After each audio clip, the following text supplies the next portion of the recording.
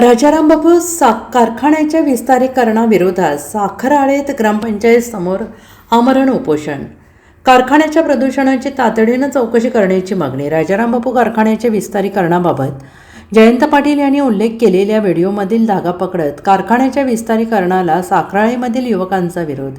पळवा तालुक्यातील साखराळे येथील राजाराम बापू सहकारी साखर कारखान्याकडून सुरू असलेल्या कथित बेकायदेशीर विस्तारीकरणाविरोधात ग्रामस्थांनी युवा कार्यकर्त्यांनी साखराळे ग्रामपंचायतीसमोर नागरिकांनी आमरण उपोषण सुरू केले.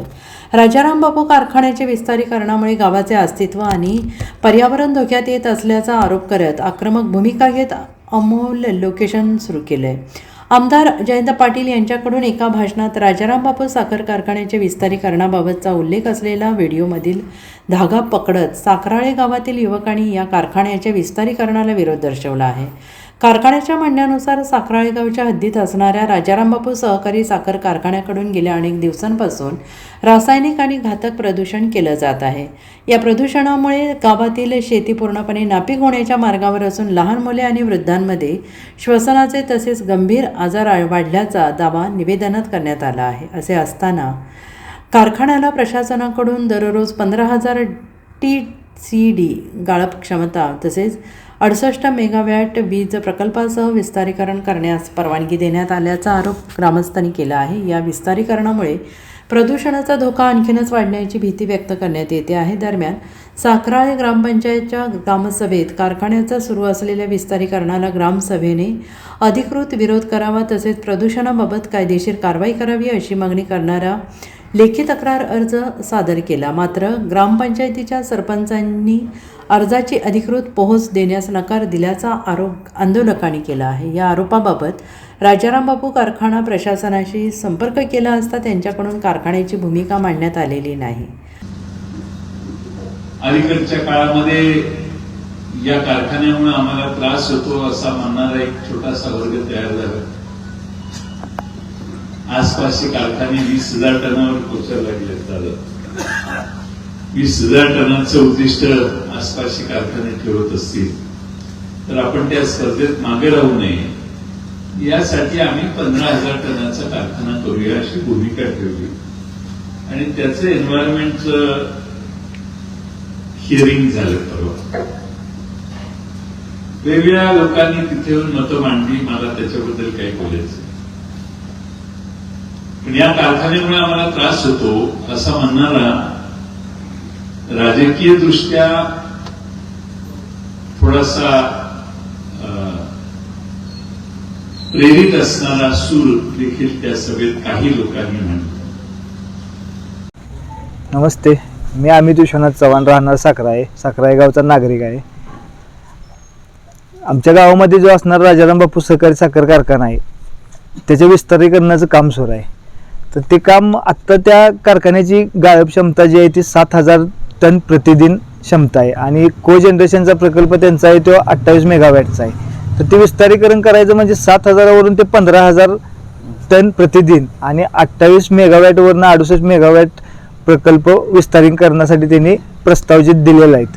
ते प्रस्ताव दिलेलं असताना त्यासाठी जी लागणारी काही कागदपत्र जी पूर्तता असते MPCB कडून म्हणजे महाराष्ट्र प्रदूषण नियंत्रण मंडळ किंवा केंद्राकडून ज्या परवानग्या लागतात या कुठल्याही परवानग्या न घेता बेकायदेशीरपणे त्यांनी बांधकाम सुरू केलंय आणि जवळपास 70 ते 80% बांधकाम त्यांनी पूर्ण केलंय. असं आमच्याकडे आत जाऊन कारखान्यात जिओ टॅगिंग असणारे फोटो सुद्धा आहेत पुराव्यासाठी की प्रत्येक पानावरती तुम्ही बघू शकता जिओ टॅगिंगचे फोटो आहेत की आत काम केलेलं.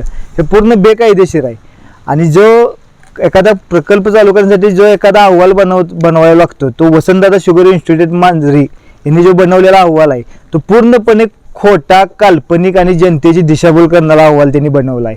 कारण की एखादा प्रकल्प चालू करत असताना त्या परिसरातील त्याच्या ज्या अभ्यासात येणारी जी ठिकाणं आहेत, गावं आहेत, त्या गावाची प्रदूषणाच्या चाचण्या घ्याव्या लागतात. जिथं हवेचे असेल, पाण्याचे असेल, मातीचे असेल, ह्या ज्या चाचण्या आहेत ह्या कारखाना किंवा हा गाळप हंगाम सुरू असताना एक चाचण्या घ्यायच्या असते त्या. पण ह्या कारखान्यानं आणि या वसंतदादा शुगर इन्स्टिट्यूट यांनी मिळून जो अहवाल बनवलाय दिशाभूल करणारा त्यामध्ये तुम्ही बघू शकशील कारण 2024-25चा जो हंगाम आहे कारखान्याचा तो अधिकृत त्यांच्या नोंदणीनुसार 3 मार्च 2025 बंद झालेला आहे.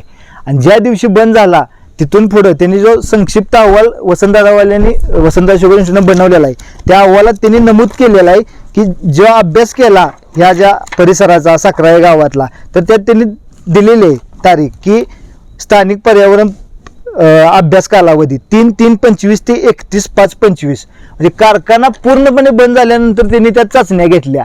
आता तुम्ही सांगा की कारखाना बंद असल्यानंतर कुठली चाचणी योग्यरित्या दाखवू शकेल की बाबा जिथं हवेचं प्रदूषण दिसणार नाही, जिथं पाण्याचं दिसणार नाही, जिथं वायूचं दिसणार नाही, ही कसं दिसणार?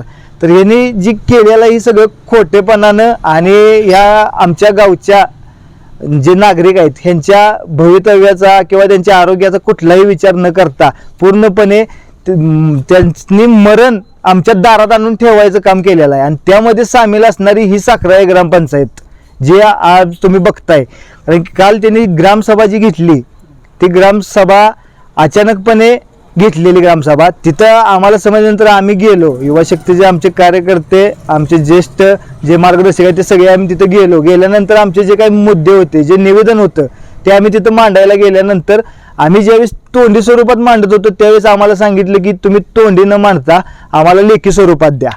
कारण की ग्रामपंचायतमध्ये ग्रामसभेत एखादा प्रश्न उपस्थित केला तर त्याचं उत्तर हे ग्रामपंचायतचे सरपंच किंवा ग्रामसेवक यांनी द्यायचं असतं किंवा उपसरपंच.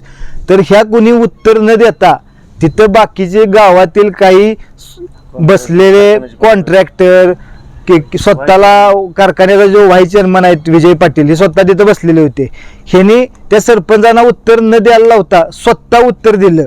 त्यावेळेस पण आम्ही आक्षेप घेतला की ग्रामसभेचा निर्णय की बाबांनो ह्याचं उत्तर देणारा ग्राम सरपंच असतात किंवा ग्रामसेवक, तर ते म्हणले तसं असेल तर मग एक काम करा, तुम्ही आम्हाला लेखी स्वरूपात निवेदन द्या. लेखी स्वरूपात निवेदन दिलं तर आम्ही तुम्हाला लेखी स्वरूपात उत्तर देतो. मग त्या पद्धतीने आम्ही त्यांना लेखी स्वरूपात हे पण पत्र पण दिलं. निवेदन दिल्यानंतर त्याची फोटोची प्रत आहे आमच्याकडे, त्याच्यावरती आम्ही पोच मागितल्यानंतर त्यांनी निवेदन वाचून झाल्यानंतर त्यांच्या लक्षात आलं की जर आपण यांना पोच दिली तर आपला काळा बाजार जे आपण संगनमतानं कारखान्यासोबत मिळून जी काही गावाला गंडवलंय, फसवलंय, गावाच्या नागरिकांच्या जीविताशी धोका निर्माण होणाऱ्या प्रकल्पाला मंजुरी दिली, हे सगळं उघडकीस होणार. ह्या भीतीपोटी त्यांनी आम्हाला पोच दिली नाही. फक्त आमची मागणी होती की आम्ही जे निवेदन आहे त्या निवेदनावर आम्हाला पोच द्या. आम्ही हात जोडून त्यांना सांगितलं की आम्हाला तुम्ही कारवाई करा न करा, तुम्ही करणार नाही आम्हाला गृहीतच धरले आम्ही, पण आम्हाला फक्त पोच द्या. तर त्याची आम्हाला पोच न देता 200-300 असणाऱ्या कार्यकर्त्यांनी त्यांच्या माणसांनी आत दंगा चालू केला. पाक आम्हाला मारण्यापर्यंत, धमक्या देण्यापर्यंत एवढा दंगा चालू करून खाली आल्यानंतर सांगितलं की आम्ही देत नाही, कुणाला विचारायचं त्याला जावा, कुणापाशी पण जावा, काय सांगायचे सांगा आणि आम्ही काय तुम्हाला पोच देणार नाही. आता तुम्ही या bureau report SPN Marathi Sangli.